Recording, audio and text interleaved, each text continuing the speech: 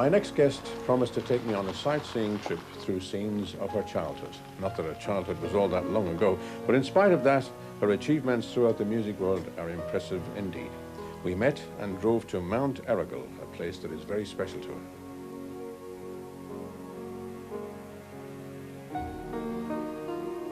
I know that in your early days, and when you went to boarding school and all that, this had a special meaning for you, this particular spot, didn't it? Mm-hmm.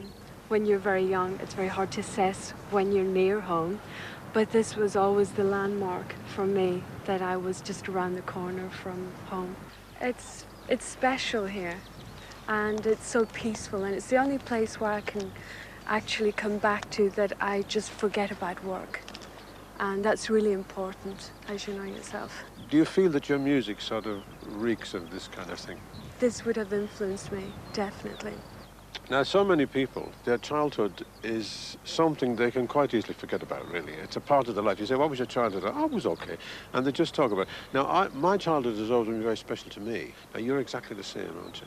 Yes, with my childhood, there was so much music happening around me, and that has a great influence on me.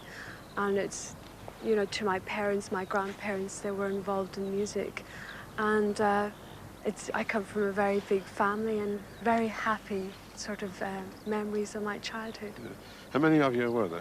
There's 9 in the family. I have 4 brothers and 4 sisters. And where do you fit?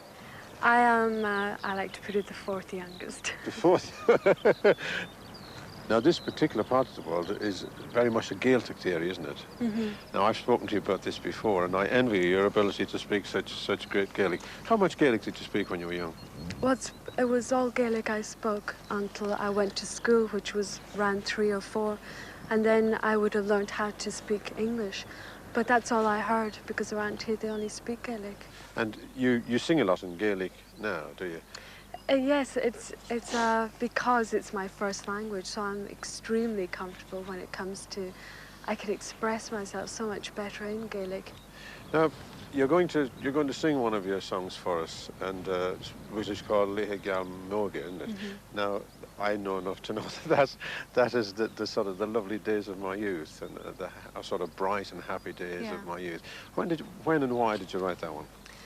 I think we had decided we'd like to work on an Irish song, and it was in the vein of traditional Irish music. Now, just for people who are going to listen to the song now, just tell us what the rest of the words are going to say so they can try and follow it as it goes along. Well, it's basically written in a lament form.